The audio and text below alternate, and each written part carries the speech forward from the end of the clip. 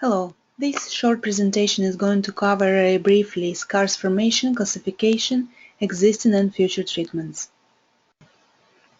Many of life's moments leave a mark. Some of them cannot be seen, but others we'd be happier without. There are a lot of poetic sayings about scars that make them even romantic and appealing in a sense. But in fact, scarring is the natural part of the healing process after an injury. So let's discuss wound healing stages. Wound healing occurs as a cellular response to tissue injury. Acute wounds in normal, healthy individuals heal through an orderly sequence of physiological events that involve activation of keratinocytes, fibroblasts, endothelial cells, macrophages, and platelets. Many growth factors and cytokines released by these cell types coordinate and maintain wound healing. First stage is hemostasis. Immediately after injury to the skin, small vessels within the wound constrict. In severed vessels, platelets aggregate and trigger the clotting cascade, and release essential growth factors and cytokines that are important for the initiation and progression of wound healing. The fibrin matrix that results stabilizes the wound and provides a provisional scaffold for a wound healing process. Next stage is inflammation. The lag phase, because the wound strength does not begin to return immediately. The inflammatory phase is completed within 3 days, except in the presence of infection or other causes of wound chronicity. Key components of this phase are increased vascular permeability and cellular recruitment. The epithelialization phase refers to basal cell proliferation and epithelial migration, occurring in the fibrin bridgework inside the clot. It continues until individual cells are surrounded by cells of similar type. The epithelial cells migrate downward to meet deep in the dermis. Migration ceases when the layer is rejuvenated. This is normally completed within 48 hours of injury. The superficial layer of epithelium creates a barrier to bacteria and other foreign bodies.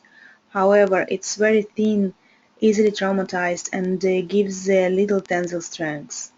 This phase is one of the most relevant to scar formation.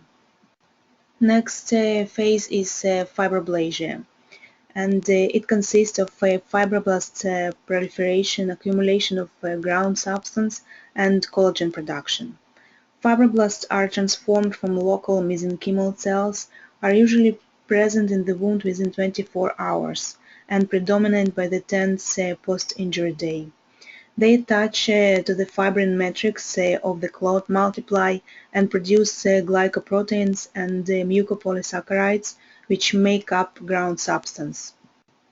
Fibroblasts also synthesize collagen, the primary structural protein of the body. Collagen production begins on the second post-injury day, when it's secreted as an amorphous gel devoid of strength. Maximum collagen production does not begin until day 5 and continues for at least 6 weeks. The developing collagen matrix stimulates angiogenesis. Granulation tissue is the result of the combined production of collagen and growth of capillaries. The final stage is maturation. Key elements of this stage include collagen cross-linking, collagen remodeling, and wound contraction. Collagen types 1 and 3 predominate in the skin and the aponeurotic layers. The tensile strength of the wound is directly proportional to the amount of collagen. As disorganized collagen is degraded and reformed, covalent cross-links are formed that enhance tensile strength. Approximately 80% of the original strength of the tissue is obtained by 6 weeks after injury, but the diameter and the morphology of collagen fibers do not have the appearance of a normal skin. So after maturation phase and scar formation, we have more collagen in the affected area than in healthy skin. We always assume more collagen is better, but do we really want more collagen as hypertrophic scar? The problem is that the scar is abundance of aberrant collagen. Apparently, type and structure are more important here. It's not about quantity anymore, it's about quality. The ratio of a collagen type 1 increase. New collagen is formed in more orderly fashion along the lines of tension in the scar, facilitating collagen fibers cross-linking and ultimately decreasing scar thickness and increasing wound bursting strength. In a normal, uninjured skin, random collagen fibers follow a basket weave arrangement. You can compare it to Monet's garden. In contrast, in injured fibrous skin, the collagen cross-links and follow an alignment. You can compare it to stacked steel coils. This particular arrangement of collagen in injured tissues unfortunately is less stable than that undamaged one. Scars also do not contain sweat glands, hair follicles, or skin-protecting sebaceous glands. Because of this, their texture is usually smoother and can become very itchy. So let's see what are different types of scars. The type of scar formation is influenced mainly by the extent of the skin injury, location of the wound, duration of healing process, age of the patient, and skin tone. So regular mature scars after a couple years after the injury are light colored and flat. Immature scars are red, sometimes itchy, can be painful and slightly elevated, and it's in process of remodeling. Many of these immature scars will mature normally over time and become flat. However, there are some abnormal scar formations. One of the examples is keloid scars. These are raised, thick, irregular, hairless, and shiny. They are larger and darker in the beginning, and then they grow paler in time. They can be painful or pruritic and feel hard and rubbery. They are considered as excessive tissue growth due to an overproduction of collagen in the area of wound. These scars tend to be from injuries, surgeries, and even piercing situated at the sternum, deltoids, earlobes, and shoulders. Minor keloid is a focally raised, itchy scar extending over normal tissue and may develop up to 1 year after injury. Does not regress on its own. Major keloid is a large raised scar, possibly painful, can be pruritic, extending over normal tissue, often resulting from a minor trauma, and can continue to spread over years. Another example of abnormal scar is a hypertrophic scar. Similar to keloids, these are reddish in the beginning, thickened, raised, and either pruritic or tender. However, these differ from the former in its tissue growth, which is limited within borders of the wound. They become visible 1 to 2 months after secondary infection on the wound or a closure of the wound with excessive tensile strength. Linear hypertrophic scar can be surgical or traumatic, is red, raised, sometimes itchy, confined to the border of the original surgical incision, occurring within weeks following surgery and can regress of its own. Widespread hypertrophic scar, usually due to burn, a widespread red, raised, sometimes itchy, that remains within the borders of the burn injury. Contraction, usually due to burns, these present when skin is pulled towards the site of injury. As a result, the skin tightens and restriction in movement is noted. Restrict movement due to skin and the underlying tissue that pull together during healing and can occur when there is a large amount of tissue loss or where a wound crossed a joint. Atrophic scars, generally small in size, these scars are characterized as round depressions located beneath the surface of the surrounding skin. They are usually brought about by obliterated collagen fibers, interrupted skin restoration, and insufficient formation of new fibers. These usually follow acne and varicella infections. They are deemed to be the hardest scars to mend. There are different variations in acne scars like ice pick scar, rolling, or boxer.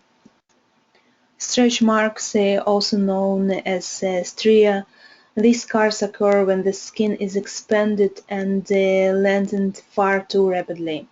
They are usually visible during pregnancy, growth spurts, and significant weight gain. So let's see now what are approaches to scar management. The possibility of entirely removing scar tissue is still under studies. However, there are ways that scars can be minimized. So what is the best time for scar revision? Generally, every scar will show improvement without revision for up to 1 to 3 years. Traditionally, we wait 6 to 12 months. Allows time for the scar to mature. However, some recent studies show that early intervention will provide better results. So here are some treatment options available right now for scars. Silicone sheets, these are utilized on the still healing skin to decrease inflammation and diminish keloid and hypertrophic scar. They are applied on the scar for duration of 12 hours per day for 3 months. Injections of corticosteroids, one of the most successful treatment and one of the most popular. Steroids can help improve scar appearance, particularly hypertrophic and keloid types, making them less visible. During the procedure, small injections of corticosteroids are administered on the scar to decrease swelling and ultimately flatten the scar. This is done on repeated doses at 4 to 6 weeks intervals. Cryotherapy procedure lessens the appearance of both hypertrophic and keloid scar. It requires freezing of the scar to a temperature lower than that of a normal skin. Dermabrasion induces resurfacing of the skin. This method uses a wire brush with rough edges in removing superficial layers of the skin, causing the skin to bleed. As wound healing ensues, new skin cells and tissues grow, replacing the removed damaged skin. Pressure dressings applied to soften and eventually flatten scars. In using such, an elastic material is placed over the scar 24/7 for a period of 6 to 12 months. They are often utilized for large skin grafts and burns. During the process, silicone sheets also used as adjuncts. Cosmetic camouflage can assist in concealing visible scars on the face. If they are water resistant, they can remain even for 2 to 3 days. It uses a combination of needling and pigmented application. Dermal fillers, these are gels of hyaluronic acid base administered to areas of the face to minimize scars, particularly to atrophic and depressed areas on the face. When injected, the depressed areas will be filled and the contours further enhanced. However, these are short-lived, thus we have to repeat injection after a while. Surgical procedure can be done to change the scar shape, recover normal movement, and of course to improve scar appearance. But let's talk a little bit more about light laser and energy therapy for scars. This is a non-invasive procedure using a fractional laser or other lasers.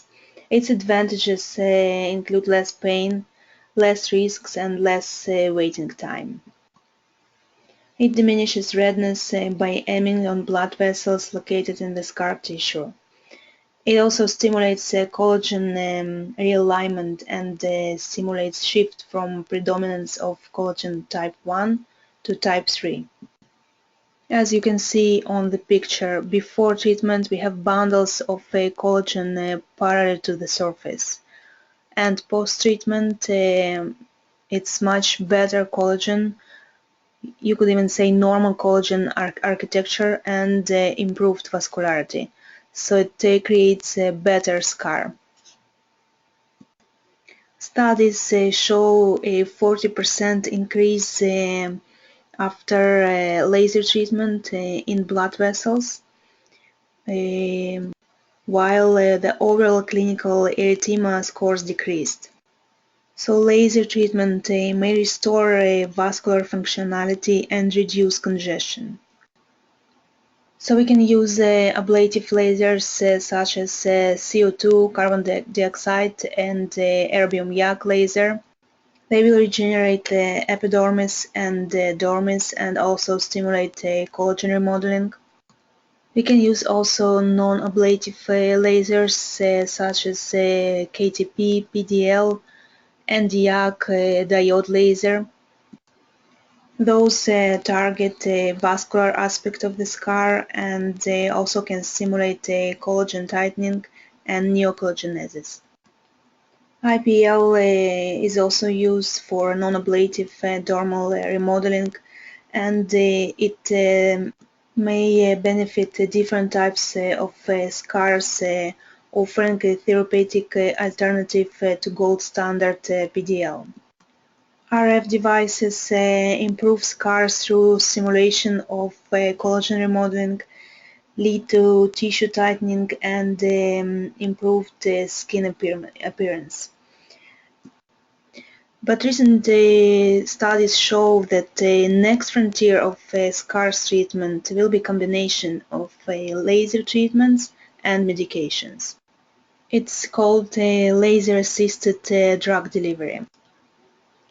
In laser-assisted intralesional medication application, an ablative fractional laser is used first to create multiple channels within the scar. After a laser medication is drizzled on top of the scar and runs down the channels. This seems to provide much better penetration of medication than injection alone. The depth of the laser channels is set to approximate thickness of the scar, so the bottom of the scar is reached. There is a potential of laser technology to increase efficacy and reduce side effects of prescription medications. We can use same medications that we use for injections but topically. Corticosteroids for hypertrophic scars, hyaluronic acid for atrophic scars. We can restore color for hypopigmented scars with bimatoprost. We can also use vitamin C, E, and ferulic acid serum for faster recovery after the injury or after the fractional laser treatment. Recent studies also show great results in using stem cells for successful treatment of scars. After a topical delivery through the laser channels, stem cells divided and presumably released cytokines and other mediators locally.